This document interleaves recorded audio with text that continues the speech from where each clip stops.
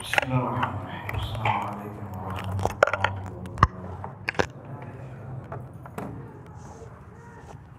Innal hamdalillah nahmaduhu wa nasta'inuhu wa nastaghfiruh wa nastahdihi wa natubu ilayh wa na'udzu billahi min shururi anfusina wa min sayyiati a'malina. من يهده الله فلا مضل له ومن يضلل فلا هادي له أشهد أن لا إله إلا الله وحده لا شريك له وأشهد أن محمدا عبده ورسوله صلى الله عليه وعلى آله وأصحابه ومن تبعهم بإحسان إلى يوم الدين وسلم تسليما كثيرا. اللهم انفعنا بما علمتنا جزاك الله خير وعلمنا ما ينفعنا. Yang lainnya, cetakan yang lain. وزدنا علما وأصلح لنا شأننا كله ولا تكلنا إلى أنفسنا طرفة عين. ثم أما بعد. Jamaah sekalian,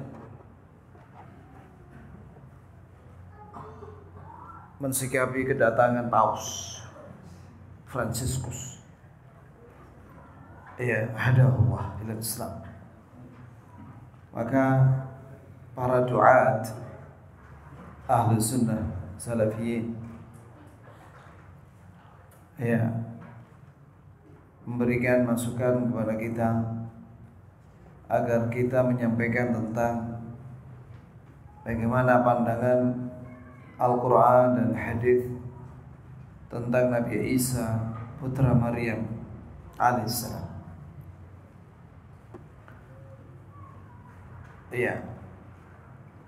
Di dalam mukadimah perlu saya sampaikan bahwa di dalam pembahasan keyakinan itu wajib menggunakan wahyu, sebab akal itu hanya bisa merumuskan apa yang dilihat oleh mata atau yang dirasakan oleh panca indera seperti pendengaran atau perasaan. Sedangkan dalam masalah keyakinan yang benar, maka itu harus berdasarkan wahyu, karena keyakinan ini masalah gaib, dan masalah gaib itu harus landasannya adalah wahyu dari Allah Subhanahu wa ta'ala. Itulah keyakinan yang sahih. Sebenarnya bukan hanya dalam masalah akidah, juga dalam masalah fikih. Semua mazhab itu pasti menggunakan dalil Quran dan Sunnah. Ijma' itu kesepakatan, itu juga landasannya Quran Sunnah. Qiyas juga landasannya Quran Sunnah. Wallahi kalau misalnya ada orang mengatakan saya mau bikin fikih berdasarkan akal, akalnya siapa yang mau dipakai? Mau bahas fikih misalnya tentang najis, persoalan najis, atau tentang masalah wudu, tayamum, mandi junub, tentang sholat, zakat, landasannya akal, kira-kira diterima nggak? Nggak diterima ya. Bagaimana akal siapa yang mau dipakai untuk merumuskan tentang rukun wudu, syarat wudu, sunnah wudu, kewajiban wudu, sunnah wudu? Akalnya siapa yang mau dipakai? Pasti ditolak oleh manusia. Begitu pula dalam masalah akidah. Tidak boleh orang mengedepankan pakai akal di dalam merumuskan akidah, keyakinan. Maka Rasulullah SAW berpesan, taraktu fikum amran. Wa fi riwayah syai'ain. Lan tadillu in tamassaktum bihima kitab Allah wa sunnati. Ini hadis sahih disahihkan oleh Syekh Al-Albani dalam Sahihul Jami' dan dalam yang lainnya. Yaitu Nabi sallallahu alaihi wasallam menyatakan, aku tinggalkan pada kalian dua perkara. Dalam sebuah riwayat, dua sesuatu. Tidak akan sesat kalian jika berpegang dengan dua hal itu. Itu kitab Allah, yaitu Al-Quran, wa sunnati, dan sunnahku. Maka agama Islam ini landasannya yaitu fondasinya Al-Quran dan sunnah, berdasarkan pemahaman para sahabat. Contohnya dalam masalah keyakinan, bagaimana pandangan Al-Quran dan sunnah tentang Nabi Isa AS. Iya, Allah Azza wa Jalla menegaskan dalam Al-Quran secara umum bahwa Allah Azza wa Jalla tidak pernah mengambil anak, tidak pernah melahirkan anak, dan tidak pernah dilahirkan oleh siapapun. Allah itu tidak punya anak. Sebagaimana Allah Azza wa Jalla berfirman dalam surat Al-Ikhlas yang hampir tiap hari kita baca itu. A'udzu billahi minasyaitonir rajim. Qul huwallahu ahad. Bismillahirrahmanirrahim. Qul huwallahu ahad. Allahus samad. Lam yalid wa lam yulad wa lam yakul lahu kufuwan ahad. Qul, katakanlah wahai Nabi, dia Allah itu satu. Zatnya satu. Bukan dua, apalagi lebih dari dua. Satu zatnya. Allahus samad. As-samad itu maknanya panjang, dijelaskan oleh Ibnu Katsir dan para ulama ahli tafsir.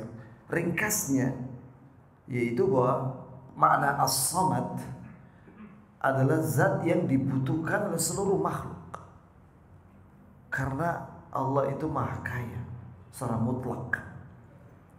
Maka makna as-samad alladhi yasmudu ilaihi al-khalaiq fi jami' hajatihim, yaitu makhluk, seluruh makhluk itu minta sama Allah ya untuk keperluan hajat mereka dan kebutuhan mereka. Itulah makna as-samad. Kemudian Allah Ta'ala menegaskan lam yalid, bahwa Allah Ta'ala itu tidak melahirkan anak. Walam yulad, dan Allah tidak dilahirkan oleh siapapun. yakni Allah tidak punya anak dan Allah tidak punya orang tua. Sebab kalau Allah punya anak dan orang tua, berarti zat anak dan orang tua itu seperti Allah. Berarti Allah lebih dari satu. Maka Allah menegaskan setelah menetapkan bahwa dirinya itu satu, maka Allah meniadakan anak dan orang tua bagi dirinya. Walam yakul lahu kufuwan ahad, dan tidak ada yang sebanding atau sekufu dengannya. Yani Allah tidak punya istri dan tidak ada tandingan. Gitu jemaah sekalian. Barakallahu lana wa lakum. Dan juga di dalam surat Maryam Allah Azza wa Jalla menegaskan, wa qalu ittakhadha ar-rahmanu walada laqad ji'tum syai'an idda takadu as-samawati yatafattarna minhu wa tanshaqqu al-ardu wa takhirru al-jibalu hadda an da'u lir-rahmani walada wa ma yanbaghi lir-rahmani ay yattakhidha walada in kullu man fis samawati wal ard illa ati ar-rahmani 'abda. Mereka orang-orang musyrikin berkata, baik dari bangsa Arab maupun selain Arab. Karena dulu orang-orang Quraisy dan sebagian yang lainnya dari bangsa Arab ketika zaman jahiliyah, mereka meyakini bahwa Allah itu punya anak perempuan. Dan anak perempuannya itu malaikat. Sedangkan orang Nasrani dan Yahudi mengatakan bahwa Allah punya anak. Kalau Nasrani mengatakan Nabi Isa sebagai anaknya, Kalau si Yahudi mengatakan bahwa anaknya Allah itu Uzair. Uzair bin Allah kata mereka. Maka Allah Azza wa Jalla menyatakan waqalu, mereka berkata, ini orang musyrikin, baik ahlul kitab Yahudi dan Nasara maupun penyembah berhala, ittakhadzar rahmanu walada, bahwa Allah yang Maha Penyayang telah mengambil anak. Maka Allah jawab, laqad ji'tum syai'an idda, sungguh kalian telah mendatangkan dosa yang sangat besar. Takadus samawat yatafattarna minhu, hampir langit-langit itu runtuh. Wa tanshaqqul ard, dan hampir bumi itu terbelah. Dan mutakhirrul jibalu hadda, dan gunung-gunung longsor. Kenapa? Anda'u lirrahmani walada, karena mereka mengatakan bahwa Allah yang Maha Penyayang mengambil anak. Disebutkan dalam tafsir Ibnu Katsir, ada riwayat dari Nabi SAW ketika menafsirkan takadus samawati tafattarna minhu, bahwa langit dan bumi dan gunung itu marah ketika di bumi ada manusia mengatakan bahwa Allah punya anak. Jadi langit sama bumi berbicara. Langit berbicara, kenapa itu di bumi itu ada yang mengatakan Allah punya anak? Marah. Hampir rontok langit itu. Marah, karena marah sama orang-orang yang mengatakan bahwa Allah punya anak. Lah kalau langit, bumi, gunung aja marah, harusnya kita orang Islam ini yang punya keimanan dalam hati itu harusnya marah dengan kesyirikan. Harusnya gitu. Karena itu selemah-lemahnya iman itu. Kata Rasulullah SAW, man ra'a minkum munkaran falyughayyirhu biyadihi, siapa yang melihat kemungkaran hendaklah dia merubah dengan tangannya kalau mampu, karena dia penguasa. Fa illam yastati' fa bilisani, jika tidak sanggup dengan tangan maka dengan lisannya. Ini menasihati. Jika tidak sanggup, fa illam yastati' fa biqalbihi, jika tidak sanggup maka dengan hatinya, yakni membenci kemungkaran itu. Wa dzalika adhaful iman, itu selemah-lemahnya iman. Paling lemah sudah itu. Lah kalau orang mencium tangannya paus, lah iku opo imani, diimani. Astagfirullahaladzim. Ya. Tapi ya kawan, kemudian mana tadi ya kawan? Anda'u lirrahmani walada, karena mereka mengatakan bahwa Allah yang Maha Pengampun, Maha Penyayang mengambil anak. Wa ma yanbaghi lirrahmani an yattakhidha walada, tidak pantas Allah mengambil anak. In kullu man fis samawati wal ard, semua yang ada di langit dan di bumi ya akan datang kepada Allah sebagai hamba. Kemudian jemaah sekalian, Allah Azza wa Jalla menegaskan, siapa yang mengatakan bahwa Nabi Isa itu Tuhan, maka dia kafir. Ya, sebagaimana Allah Azza wa Jalla berfirman dalam surah Al-Maidah 72, A'udzu billahi minasyaitonir rajim, laqad kafara alladziina qalu inna Allaha huwal Masih ibnu Maryam wa qala al-Masih ya bani Israil u'budullaha rabbi wa rabbakum innahu man yushrik billah faqad harrama Allahu 'alaihi al-jannah wa ma'wahu an-nar wa ma lidh-dhalimina min ansar. Artinya Allah Ta'ala berfirman dalam surah Al-Maidah 72, telah kafir orang-orang yang mengatakan bahwa Allah adalah Al-Masih Isa putra Maryam. Jadi orang Nasara itu ada beberapa keyakinan. Yang pertama, mereka mengatakan bahwa Nabi Isa itu anak Tuhan. Yang kedua mengatakan Nabi Isa itu Tuhan. Ya, ada lagi yang mengatakan Nabi Isa itu bagian daripada 3 oknum Tuhan. Nanti akan kita bawakan dalilnya semua menurut Al-Quran. Allah yang memberitakan itu. Laqad kafara alladziina qalu inna Allaha huwal Masih ibnu Maryam Telah kafir orang-orang yang mengatakan bahwa Allah adalah Al-Masih Isa putra Maryam. Padahal Al-Masih berkata, yakni Isa, Nabi Isa berkata kepada kaumnya yaitu Bani Israel, "U'budullah, beribadalah kalian hanya kepada Allah, Rabbi wa Rabbakum. Dialah Rabb yang menciptakan aku dan menciptakan kalian. Innahu may yusyrik billah, sungguh barang siapa yang menyekutukan Allah dengan yang lainnya, yang berbuat syirik sampai mati dia enggak tobat, faqad harramallahu alaihi al-jannah, maka Allah haramkan dia masuk surga. Wa ma'wahun nar, dan tempatnya kembalinya adalah neraka. Wa malil zalimina min ansar, tidak ada penolong bagi orang-orang zalim, yakni musyrik. Kenapa orang musyrik itu zalim? Inna syirka la zulmun azim, sungguh syirik itu kezaliman yang paling besar.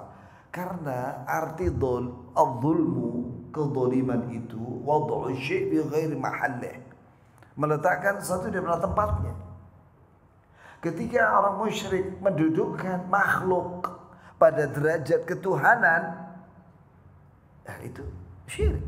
Berarti dia menyamakan makhluk dengan Allah. Itulah arti syirik, menjadikan makhluk sama dengan Allah, kemudian beribadah kepada makhluk itu. Itulah hakikat syirik dalam ibadah. Makanya syirik itu definisinya sarful ibadah li ghairillah, menyerahkan ibadah kepada selain Allah. Makanya mereka kalau berdoa mengatakan wahai Tuhan Yesus, syirik kan. Dan itu dosa yang paling gede, kezaliman yang paling besar. Barang siapa yang mati dalam keadaan musyrik, baik paus atau selain paus, maka dia kalau nggak tobat dari syirik masuk neraka selama-lamanya, haram masuk surga. Ini harus kita yakini ya kawan. Ini Quran ini. Ya. Dan juga disebutkan dalam hadis ini berkaitan dengan neraka ini ya, bagi orang Nasoro. Disebutkan dalam Sahih Targhib wa Tarhib.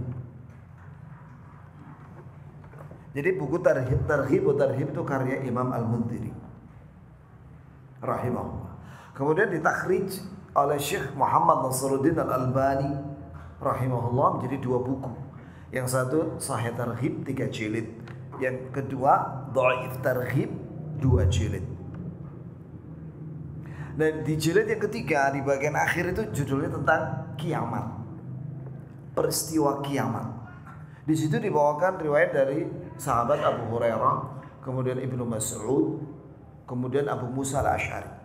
Yang saya ingat 3 sahabat itu meriwayatkan dari Nabi SAW. Di situ ada judul fasalnya, Adna Ahlul Jannah Manzilah.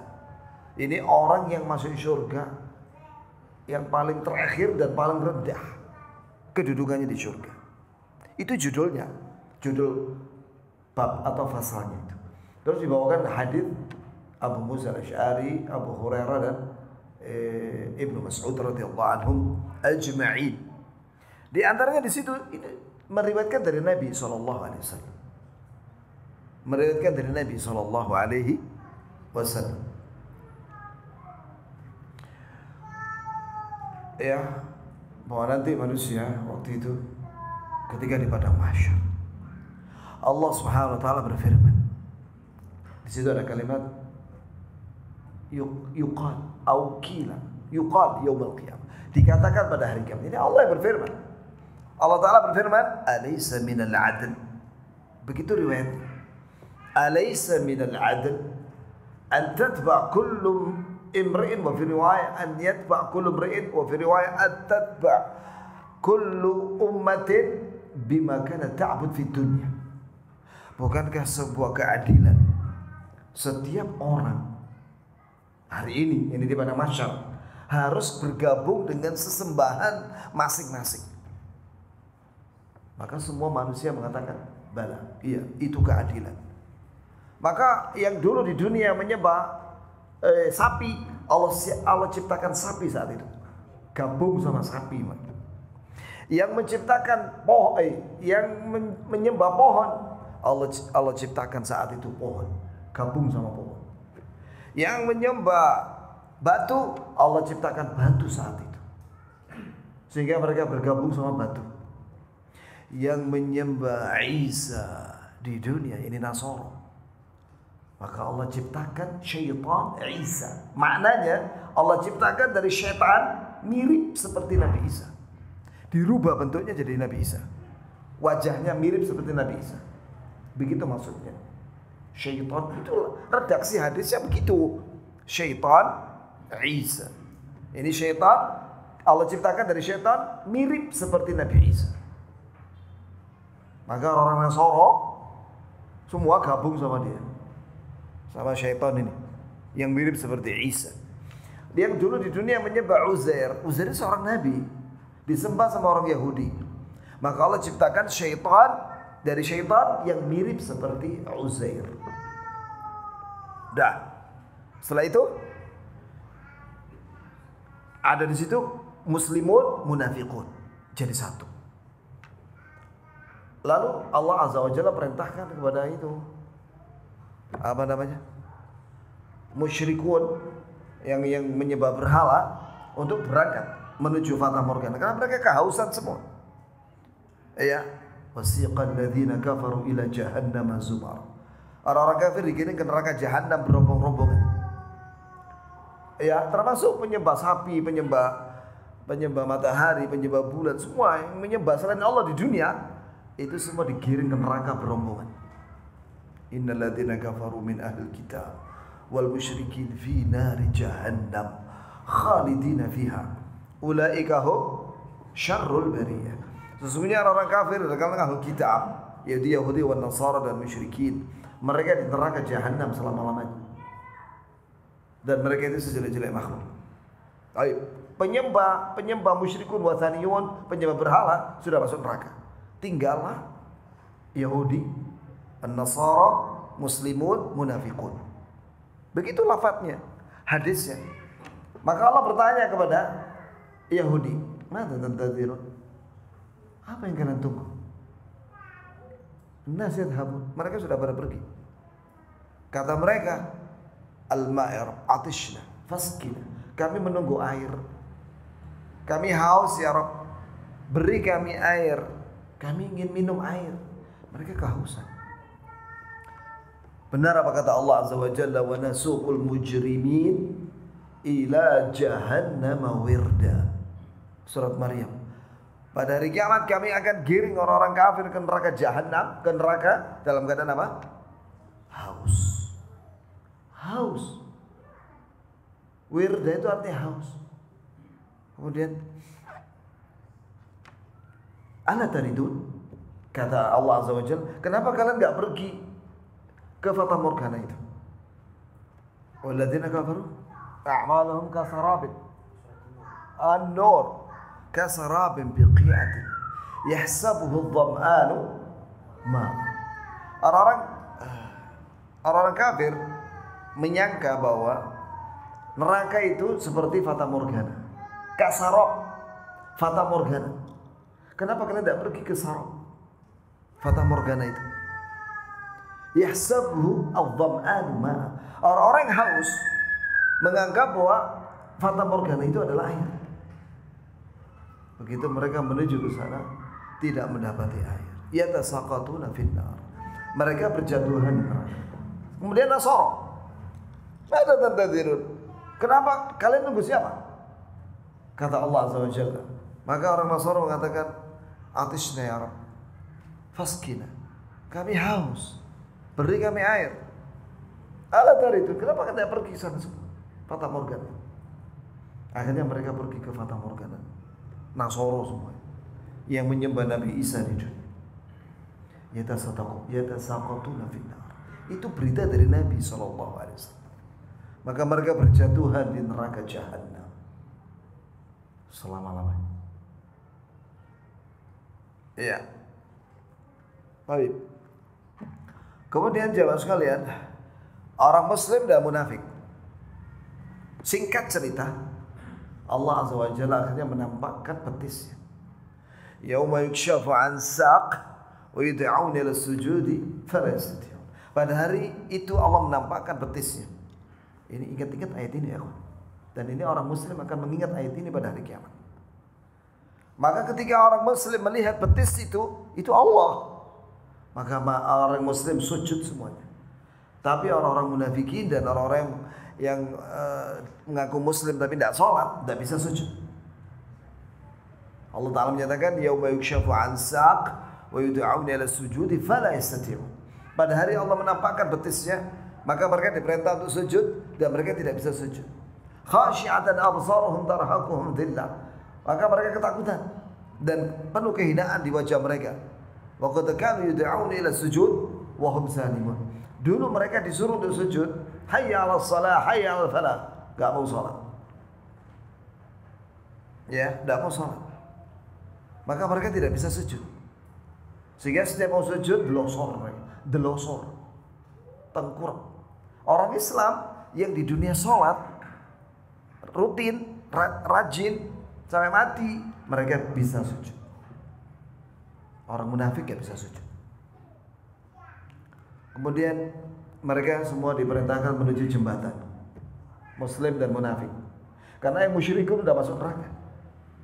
Yang Muslim dan munafik semuanya digiring menuju jembatan yang dibawanya neraka jahanam.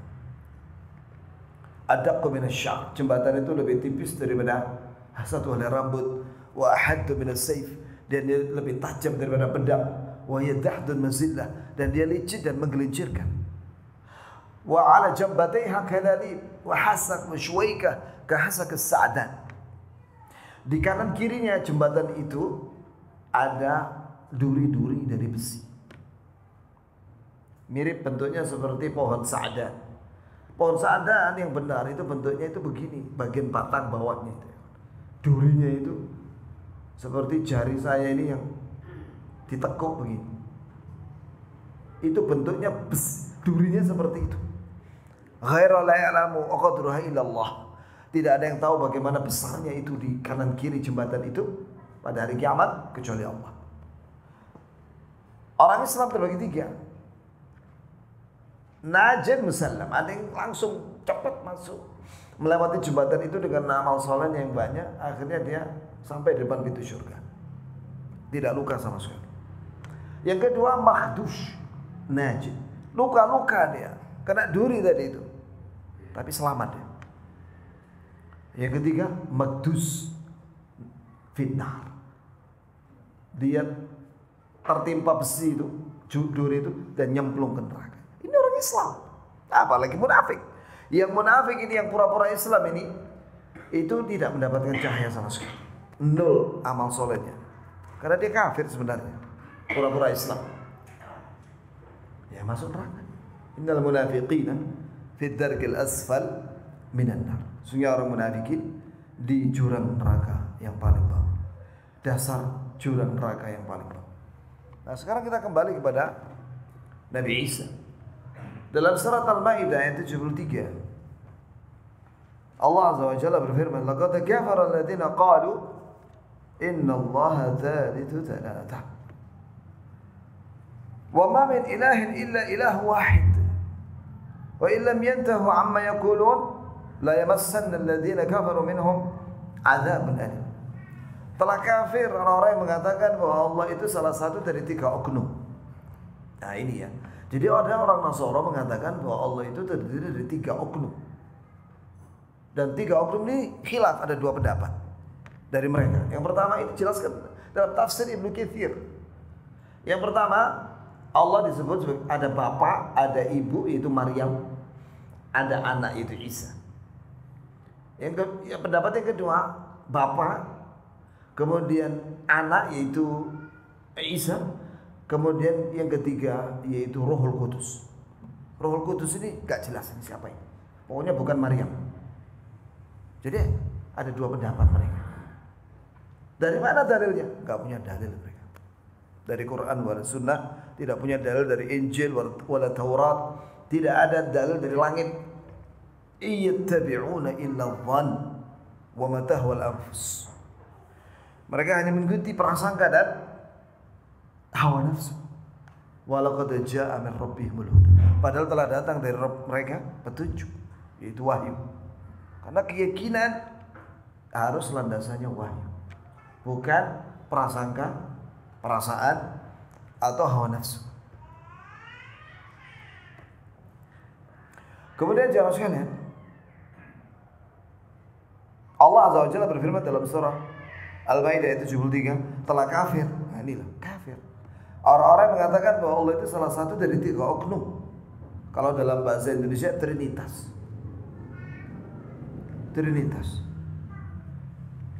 Kalau orang Nasara, dulu kita waktu belajar kristologi ya, dari ustaz-ustaz pakar kristolog. Kalau orang pastor-pastor kalau ditanya, kenapa kalian mengatakan Allah itu 3? Apa dalil kalian? Di Injil nggak ada. Maka mereka jawab pakai akal. Dalilnya apa? Nescafe. 3 in 1. Ada kopi, ada pemutih itu apa namanya? Creamer, ada gula. Ini dalilnya akal. Kopi. Gimana menetapkan keyakinan ya pakai dalil akal? Itu. Lah kalau ditambah jahe apa? Lah 4 in 1. Tambah jahe tambah madu lagi. Wah, saya enggak enak rasanya kopi madu ya. Itu dalil akal. Enggak bisa diterima. Dalil itu dari wahyu. Nah, ini pedoman penting ini ya jamaah. Baik, kita kembali kepada ayat ini. Wa ma min ilahin illa ilahu wahid. Padahal tidak ada sembahan yang benar kecuali satu sembahan, yaitu Allah. Wa illam yantahu amma yaqulun, jika mereka tidak berhenti dari apa yang mereka ucapkan, la yamassanna alladziina kafaru minhum 'adzabun alim. Sungguh-sungguh mereka akan merasakan apa dari mereka itu siksa yang menyakitkan. Kemudian Allah Ta'ala memberitakan tentang percakapan antara Allah Azza wa Jalla dengan Nabi Isa. Ya, ini Quran aja dulu kita. Ya. Pada hari kiamat. Di awakhir surat Al-Maidah. Allah Azza wa Jalla berfirman dalam surah Al-Maidah ayat 116. A'udzu billahi minasyaitonir rajim. Wa idz qala Allah, ketika Allah berfirman, ya Isa bin Maryam, wahai Isa putra Maryam. Ya Tuhan, kenapa kok Isa putra Maryam ibunya? Kok tidak bapak? Ya dia gak punya bapak memang. Allah Azza wa Jalla menciptakan Nabi Isa memang tanpa bapak. Sebagaimana Allah Azza wa Jalla berfirman dalam surah Al-Imran, inna mathala Isa 'inda Allah kamathali Adam. Khalaqahu min turab thumma qala lahu kun fayakun. Sesungguhnya permisalan tentang penciptaan Nabi Isa tanpa bapak, tapi ada ibu. Itu seperti Nabi Adam, Allah ciptakan tanpa bapak, tanpa ibu. Allah Ta'ala ciptakan itu Nabi Adam dari tanah, dibentuk dari rambut sampai kakinya dengan kedua tangannya Allah. Tsumma qala lahu kun fayakun. Setelah itu Allah Azza wa Jalla berfirman, hiduplah kamu wahai Adam. Hiduplah dia. Begitu pula disebutkan dalam tafsir Ibnu Katsir bahwasanya datang malaikat meniupkan roh di depan Maryam. Masuklah roh itu lewat kemaluannya dan kemudian ke rahimnya Maryam. Hamillah Maryam tanpa suami. Masih gadis dia. Ditakdir diuji oleh Allah dengan hamil Isa tanpa suami. Baik, maka disebut oleh Allah, wahai Isa putra Maryam, a anta qulta linnas, apakah kamu pernah berkata kepada manusia, yakni di dunia, ittakhiduni wa ummi ilahaini min dunillah, jadikanlah aku wahai manusia dan umiku, ibuku sebagai 2 sesembahan selain Allah. Apakah itu yang kau ucapkan? Maka Nabi Isa menjawab, qala subhanak, maha suci engkau ya Allah dari segala tandingan. Ma yakunu li an aqula ma laysa li bihaq. Tidak pantas aku mengatakan sesuatu yang tidak benar. In kuntu qultuhu, jika aku pernah mengatakan demikian yang kau sampaikan tadi, faqad alimta, kau sudah tahu pasti. ta'lamu ma fi nafsi, kau mengetahui yang ada pada diriku, wala a'lamu ma fi nafsik, dan aku tidak tahu apa yang ada pada dirimu. Innaka anta 'allamul ghuyub, sesungguhnya engkau mengetahui semua perkara yang gaib. Setelah itu Allah menyatakan pada ayat berikutnya, ayat 117, ma qultu lahum, tidaklah aku mengatakan kepada mereka, ini Bani Israel waktu di dunia, illa ma amartani bih, kecuali yang kau perintahkan kepada aku untuk disampaikan. Apa itu? Ani abudullah, agar kalian hanya beribadah hanya kepada Allah, Rabbi wa Rabbakum, dialah yang menciptakan aku dan yang menciptakan kalian wahai Bani Israel. Wa kuntu alaihim syahida ma dumtu fihim, selama aku hidup aku menjadi saksi apa yang mereka lakukan, ya, selama aku bersama mereka. Falamma tawaffaitani, ketika kau angkat aku, kau tidurkan aku ke langit, ya. Nanti akan dijelaskan dalam surat An-Nisa. Ketika kau wafatkan, ini kau tidurkan aku, kunta antar raqiba alaihim, kau yang mengawasi mereka, Bani Israel itu. Wa anta ala kulli syai'in syahid, dan kau menyaksikan segala sesuatu. Dalil dalam Al-Quran yang menunjukkan bahwasanya Allah Azza wa Jalla menyelamatkan Nabi Isa ke sisinya, karena Nabi Isa mau dibunuh sama Romawi, tentara Romawi atas suruhan Yahudi dari Bani Israel. Disebutkan oleh Ibnu Katsir dalam tafsirnya ketika menafsirkan surat An-Nisa, ya kawan. Iya. Bahwa Nabi Isa alaihissalam semasa hidupnya itu sezaman dengan ini sama Nabi Yahya, bersahabat keduanya, dan mereka saudara sepupu. Kemudian semasa hidupnya Nabi Isa dan Maryam itu keduanya tidak merasa nyaman karena disakiti sama Bani Israel, kaumnya Yahudi menyakiti Nabi Isa. Mereka mengatakan bahwa Nabi Isa itu anak zina. Kalau orang zaman sekarang bilang mengenai pelacur, itu kan kalimat yang sangat buruk, penghinaan yang luar biasa. Sedangkan umiknya Nabi Isa dibilang baghiyah, pelacur. Astagfirullah. Kalau bahasa Malangnya lonte, ini kan jelek banget, ya kan? Nah, nanti akan dibantah oleh Nabi SAW kalimat mereka itu. Baik, akhirnya hidupnya berpindah-pindah, Nabi Isa sama uminya berpindah-pindah. Nah, orang Yahudi melapor kepada pimpinan atau amir gitu ya, yang tunduk kepada Romawi. Wah, ini ada orang ini penjahat ini, teroris, ya, dia merusak agama dan lain sebagainya, namanya Isa. Akhirnya terpengaruh ini orang-orang Romawi. Akhirnya ngirim tentara mengepung tempat Nabi Isa dan murid-muridnya di rumah itu. Nabi Isa diberitahu oleh Allah Azza wa Jalla bahwa akan ada penjahat yang mau menangkap kamu. Akhirnya diselamatkan oleh Allah. Tapi sebelum Nabi Isa didatangi oleh malaikat yang bersayap dan dia diangkat ke langit, ya, oleh malaikat, itu Nabi Isa menawarkan kepada murid-muridnya, habis sih waktu itu, siapa di antara kalian yang mau dijadikan wajahnya seperti aku mirip, dan dia akan dibunuh oleh penjahat ini yang ada di luar. Aku, kata anak muda itu, yang paling muda di situ. Diulang lagi sama Nabi Isa. Anak itu menjawab lagi sampai 3 kali. Ya sudah, akhirnya dia itulah dirubah wajahnya mirip seperti Nabi Isa, dan Nabi Isa naik ke atap, kemudian dibawa malaikat ke langit. Hidup sampai hari ini Nabi Isa. Dan nanti Nabi Isa akan turun alaihissalam untuk menyelesaikan tugas atas perintah Allah, yaitu menghancurkan salib, membunuh babi, dan tidak menerima jizyah. Artinya kalau ada orang musyrik kafir datang kepada beliau, ditawari masuk Islam, kau masuk Islam aja selamat. Kalau dia nggak mau masuk Islam, mati dia. Menghirup nafasnya Nabi Isa, meninggal dia. Yadub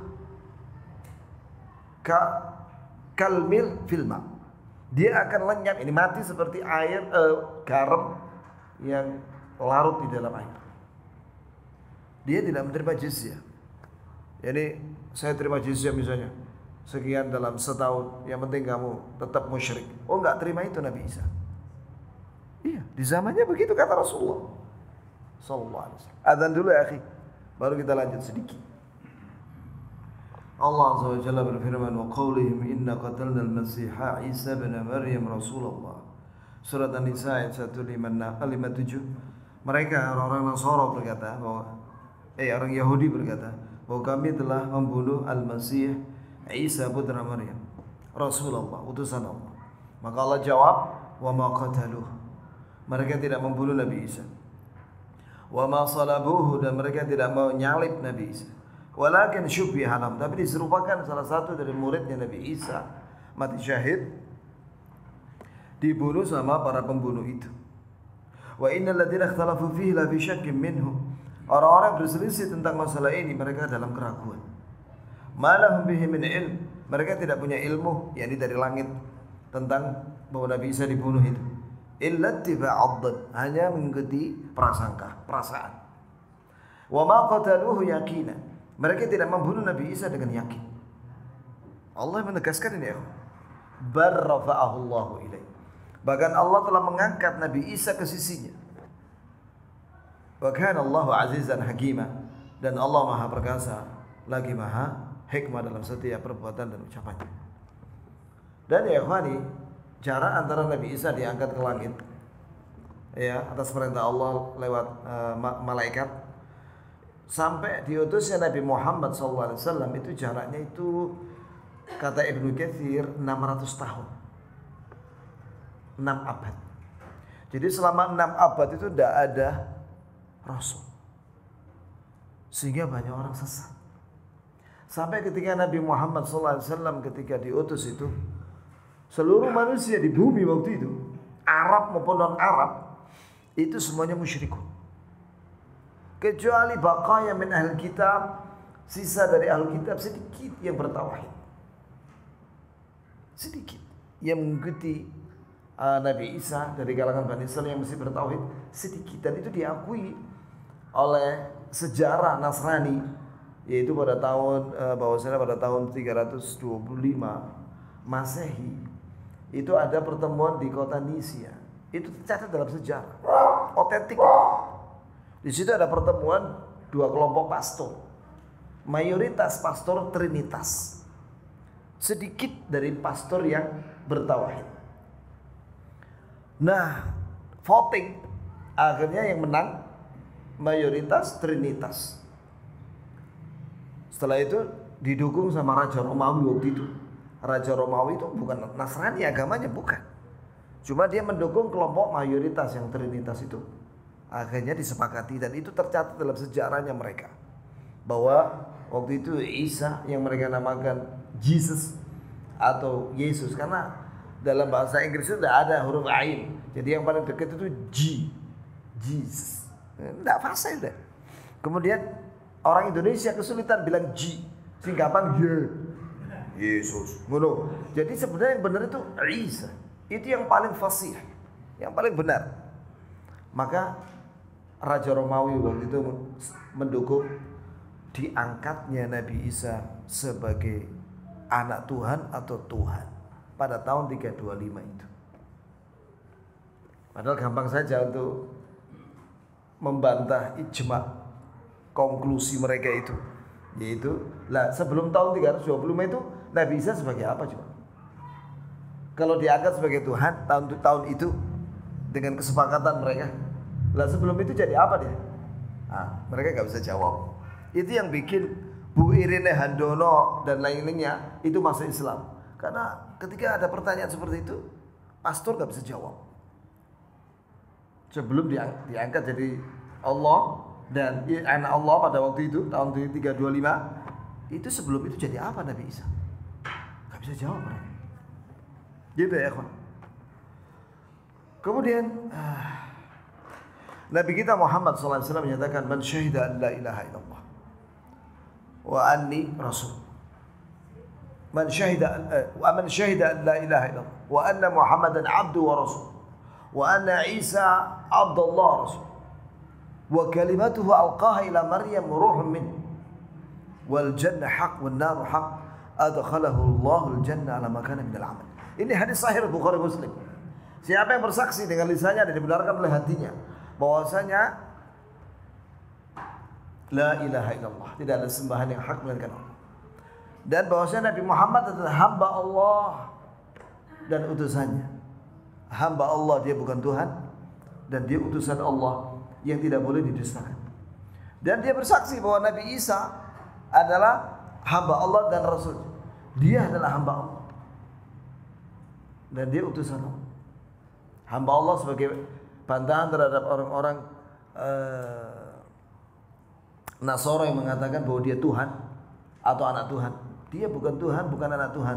Dia itu adalah hamba Allah yang taat. Dan dia adalah utusan Allah. Ini sebagai bantahan terhadap orang Yahudi yang mengatakan bahwa Isa itu adalah anak zina. Dia adalah utusan Allah, terhormat dia bagi Bani Israel. Ya. Kemudian wa kalimatuhu, dan kalimat Allah yaitu kalimat kun yang Allah firmankan kepada Maryam, yaitu jadilah engkau wahai Isa dalam perut Maryam, ya, fayakun, maka jadilah dia sehingga Maryam hamil. Wa ruhum min, dan juga ruh nyawa yang ditiupkan itu ciptaan Allah. Minhu, ini dari Allah azza wajalla. Sebagaimana para ruh dan nyawa-nyawa seluruh makhluk itu Allah yang menciptakan. Dan dia bersaksi bahwa syurga itu benar dan neraka itu benar, maka Allah masukkan dia ke dalam syurga dengan amal soleh yang dia lakukan. Kalau dia cuma mengamalkan yang wajib saja tanpa sunnah, dan dia meninggalkan yang haram, masuk syurga dia. Apalagi dia mengamalkan yang wajib dan sunnah. Ya, nah jelas sudah ya kawan. Al-Quran dan sunnah ini baru sebagian kecil ini. Masih banyak lagi ayat.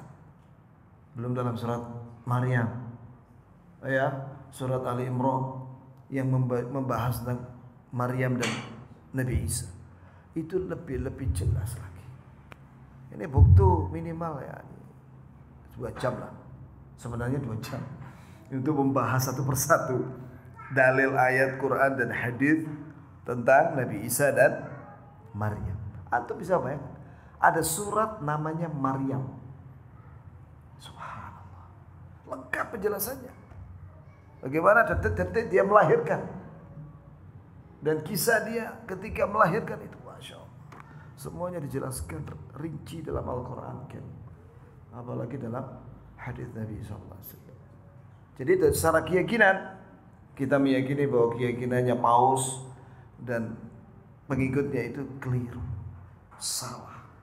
Nah, sekarang bagaimana dengan muamalat? Nah, bab muamalat kata Syekh Shalal Al-Fauzan, kita dibolehkan oleh Allah Azza wa Jalla untuk muamalat. Muamalat itu artinya urusan dunia seperti jual beli, sewa menyewa, ya, atau hubungan diplomatik. Boleh. Itu urusan dunia. Tapi sebenarnya dalam Islam itu ada syarat-syarat. Muamalat, hubungan jual beli dan lain-lain dengan orang kafir itu ada syarat-syaratnya. Di antara syaratnya, mereka tidak boleh memurtadkan orang Islam. Tidak boleh.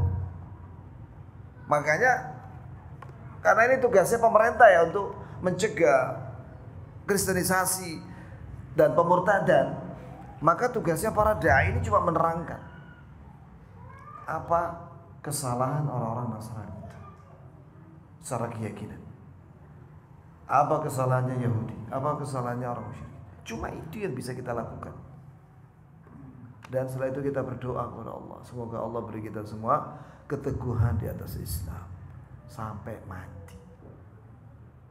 Maka nanti biidznillah, nanti di padang mahsyar kita semua akan menyaksikan kebenaran sabda Nabi sallallahu alaihi wasallam bahwa nanti mereka orang-orang Nasara akan dikumpulkan dengan syaitan yang mirip seperti Nabi Isa.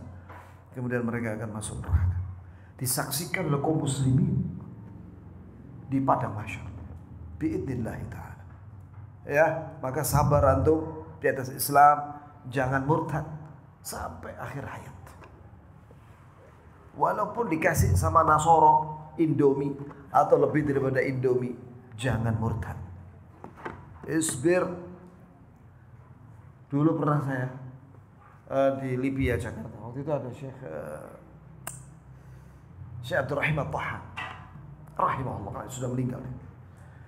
Waktu itu saya kan ditawari, ada seorang menawari saya untuk jadi TKI. Saya waktu itu sedang kuliah di Libya. Ada yang nawari, orang Saudi.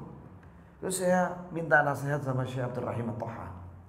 Syekh, ini sedang belajar di Libya ini, di syariah waktu itu. Tapi ada orang Saudi nawari saya jadi TKI, kerja di tasjilat. Tasjilat itu rekaman. Kata beliau, jazakallah khair ya. Jangan pergi. Jangan kamu jadi budak di sana, katanya. Kamu jadi budak di situ tuh.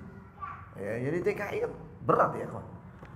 Wallah, antum di sini makan tanah, tapi antum tetap belajar agama, itu lebih mulia daripada jadi budak. Wallah, itu nasihat sangat luar biasa ya bagi saya. Akhirnya saya nggak mau jadi TKI waktu itu. Akhirnya terus belajar, akhirnya Allah ganti, diterima di Madinah. Memang saya punya keinginan untuk haji dan umrah waktu itu. Karena salah satu caranya kan bisa jadi TKI gitu kan. Tapi alhamdulillah Allah ganti yang lebih baik. Diterima sebagai pelajar. Nah ini ya ikhwani, jadi apalagi murtad, jangan. Saya ingat itu perkataan Syekh Abdurrahim At-Tahan, walaupun antum makan tanah, gak usah makan itu Indomie dari dia.